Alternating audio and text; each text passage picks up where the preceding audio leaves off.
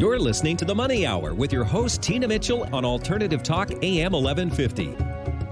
You are listening to The Money Hour at 1150 AM KKNW, the Saturday, October 23rd show. You can also listen to my podcast, Facebook premiere, or you can listen to the show on my show YouTube channel. In addition, for more information on any of my upcoming events, you can go to tinamitchellevents.com. I am your host, Tina Mitchell, and I am here to help you build a strong financial blueprint 1 week and one show at a time.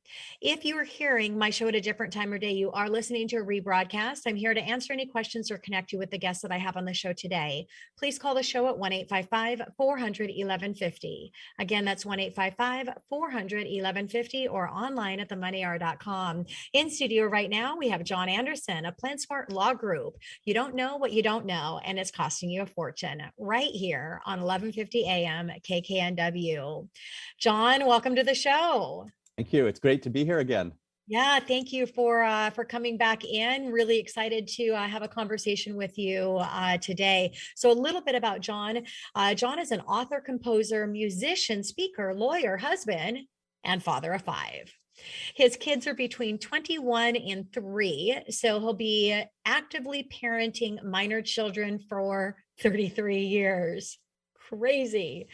John spent the first 10 years of his legal career in the courtroom, litigating criminal defense, divorce, business, and probate matters before completely rethinking his practice and focusing on helping people avoid the crisis and problems that got them into court in the first place. John specializes in estate planning, long-term care planning, and probate. His book, Lawyers Always Win: How Ignorance of the Law is Costing You Everything, is coming out later this year. During the pandemic, John started composing piano music and has released 5 singles, with his first album coming out later this month. Wow, John, quite the credentials that you have, and brings in definitely a lot of who you are as a person. So thank you again for being here. My pleasure. Thank you for having me. So we're talking today on the topic of what you don't know. It can really cost you a fortune. So what does you don't know what you don't know means? It means in estate planning on long-term care planning contexts. Yeah. So it's funny because what most people know about estate planning, wills and trusts and all of that, they've learned from TV and the movies. And you know what I'm talking about if you've seen the movie Knives Out that came out a couple of years ago, or so many shows, right? Somebody dies under suspicious circumstances. And what happens? The family gets together for the reading of the will. They always either meet in the lawyer's office, which is always super nice, or in the family home, which is also always super nice. The lawyer pulls out the will from one of 2 places. It's either the briefcase or the top desk drawer, which is super funny because I don't know why you would keep someone's will in your briefcase when you're meeting in the office. And my top desk drawer has pens. So, I've never put someone's will in there. And then, but it's dramatic and it's exciting, right? So they open the paper and they start reading to the family. I declare this to be my last will and testament. And then what happens, right? Someone gets the yacht, and someone gets the business, and someone gets the family home, and someone gets $1 million. Someone is outed as an abuser. Someone is disinherited. There's some great reveal, and everything descends into chaos. And we spend the rest of the movie or the show, right, resolving the chaos. And it's great, and we love it. And pretty much everything we learn from that scene is completely wrong. But everyone buys into it, and they think to themselves, oh, I obviously am not going to have a big dramatic experience. There's not going to be a big reveal. Mm-hmm. But clearly, if I just put a will in place, I'm good. And then, my family will meet with the lawyer and they'll just distribute everything, right? Yeah, no, that I've never done in my whole career a dramatic reading of a will. I've never done a boring reading of a will. There's just no reading. It doesn't happen except in the movies, but that's where everybody gets their information. And it creates this scenario where people make decisions based on that. And therefore they don't make very good decisions. Yeah. Oh my gosh. So let's talk about the basics that people should know before they design an estate plan. Yeah. So it's really pretty straightforward. There's levels of planning, but at the foundational level, you're trying to accomplish three things. The three goals of estate planning are avoid court if you can. Yes. Avoid conflict, because that's where all of the craziness comes out, right? We always want to avoid conflict. And oftentimes people will set up plans that actually build in conflict into the plan without knowing it. So we want to avoid conflict. And the last is the obvious purpose, right? You actually want to say what your wishes are. If you don't plan, you're not getting your wishes. You're simply accepting the state's default rules for you. And so those are the three goals that you need to understand. And then on the other hand, you have three ways to accomplish those goals. You can either utilize the default system, which is called probate, super fun. Not good. You can plan using a will as a foundational document, which is what everybody thinks that's the answer, because that's all we ever hear about or see in cinema. Or you can use these things called trusts. And so we're either going to go through probate, we're going to use a will, or we're going to use a trust as our foundational planning. And that's what we need. And then, of course, you have your healthcare documents and things like that, because if something happens to you, you want to be able to say, no, don't remove my arms, or no, don't keep me on life support for 16 months, or, those sorts of things. It's important that we lay out those wishes too. Of course. So John, let's talk about probate. What do you need to know about probate? It can be avoided is the first thing that people should know. It's a default. Hopefully for you, it is avoided because you don't want to get in probate. Absolutely. It's easily avoided. And what is probate? People think, oh, this is the way that the system allows us to get all the money to the kids or to the family or whatever. No. I always tell people probate is a lawsuit that you file against yourself using your own money for the benefit of your creditors. Doesn't that sound crazy? I know, but that's exactly what it is. It's not complicated. It's not rocket science. It's just a giant checklist of things that we have to do. And the point of most of those things is to announce to all the world and give them notice, hey, so-and-so has died. They've left a pot of money. If you think you should get some of that money, please let us know so that we can make sure that you get paid before we give it to the family. And that's what most of probate is about. And so we do all of these things in order to accomplish that goal. And it takes time. The average probate in Washington, it's usually under a year, but we're talking, for most people, 9 months to a year by the time you get everything done and taken care of. You're spending thousands of dollars on attorney fees. Most people spend between $6,000 and $10,000 on an attorney to get a probate case done, right?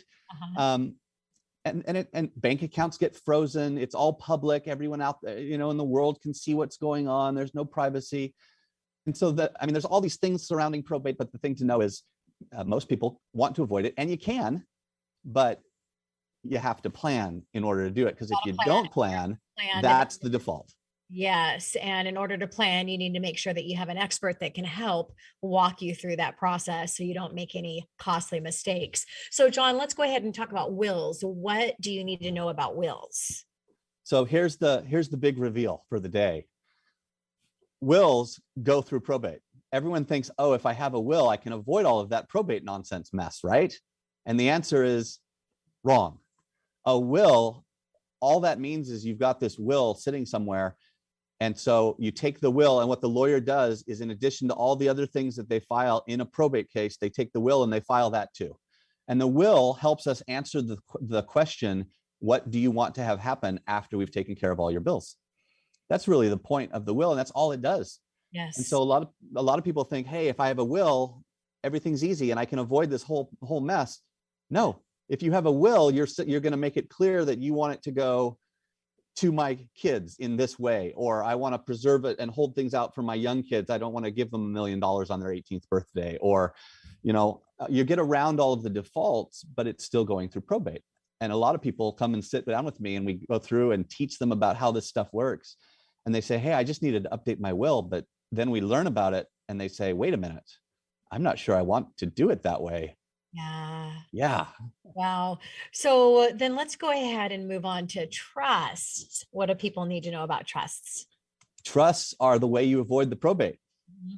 And here too, people are so influenced by TV and the movies, right? What everybody has seen about trusts, they've seen only really two scenarios, right? The first is the trust fund family, the trust fund kids, right? bratty, wealthy kids who are driving around in Lamborghinis making poor choices, right? That's what we see. And then the other scenario we see in the movies is the boardroom scenario, right? It's always typically some heiress, right? It's a stereotypical blonde heiress who comes up with some business idea that the board that's managing the family money laughs her to scorn and says, no, no, no, that's dumb. We're never going to allow you to do that. And she goes and proves them all wrong and is amazingly successful and foists control of the family fortune away from the board, right? Those are the two scenarios and the only two scenarios that we ever see in cinema to talk about trust. But the reality is that's a tiny, tiny, tiny subset of trust for the uber wealthy. Yes. There's this thing called a revocable living trust that's not that at all. It's just a basic little mechanism that we use that's super cheap. And it helps you avoid probate and get control and put everything into a little box and manage it for your family so that you can get all of those things to your kids the same way you want to, but you avoid all of the probate nonsense, all of the expense. And when you do that, oftentimes you save thousands and thousands of dollars that instead of going to the system or to the lawyers or to the government goes to your family and your kids and or your charities or your causes or your church or wherever you want it to go. Yeah. And that's why you're here, John, really having your financial coach like Doug, your financial planner, and your estate planner to really bring everything, and your CPA. Everybody is bringing things together to make sure you're in the best situation. So John, beyond the basics, what should you consider next in connection with your planning? So you've got that foundational level. Yep. And then level 2 is let's look at estate taxes and make sure we're not paying those. Yes. And then level 3 is let's make sure that we're taking into account what you may need in the long run for long-term care. Yeah. Okay. Makes sense. So let's talk about long-term care. How do you plan for that? There's a lot of stuff on long-term care happening in Washington State right now. Oh, Washington is a mess right now for long-term care. So long-term care, of course, is what, when you can't take care of yourself and you need help. Yes. And that could be, I need a lot of help, maybe in a nursing home, or I need some help in a skilled nursing facility, or I just need a little help and I want to stay at home, but I need help at home to do this, that, or the other thing.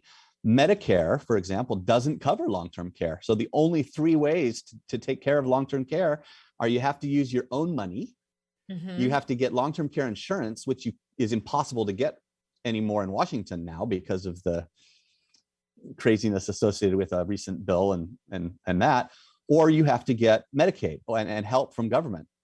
And so planning is the way that we sit down and figure out how we can avoid spending all of your money and still access oftentimes those governmental benefits so that you can get the care that you need, but still have something left over for your family.